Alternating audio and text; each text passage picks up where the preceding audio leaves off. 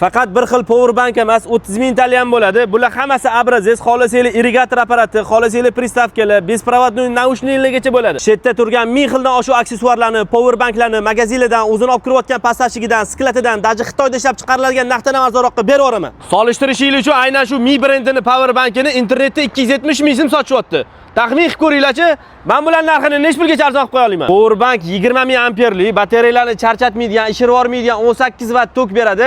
Bыстрый zaryadka funksiyasi ham bo'ladi. Razmeri taxminan bitta telefonni, faqat sal qalinroq, ko'rinishi skromniy, qop-qora rangda bo'ladi. 4 ta porti bo'ladi. USB Type-C ligushkali telefonlarni zaryadlay oladi. Xolasanglar shurpaver, drill, perforatorlargacha oldirsanglar bo'ladi. Oldimga shunaqa soni ko'p, sifatli, o'zi narxi ancha qimmat, lekin narsasini kapayka narx bo'lsa ham berib yuboraman deyotgan odamlar juda ko'p kelyapti. Shunaqa tovarlarni turi ko'p sonli bo'lganligi uchun Instagram yoki YouTube kanalga qo'yish imkoni yo'q. Shuning uchun ham Telegram kanalga kanallar rivoji odamlarning manfaati uchun yarim narxlarda qo'yilyapti. Boshqa joylarda shunaqa 270 ming so'm sotilayotgan power banklarni 250 ming emas, 200 ming emas, bor yo'g'i 99 ming so'm qilib beraman. Boshqa turdagi undan ham qiziqroq aksessuarlarni Telegram kanalida live video qilib qo'yib yuboraman.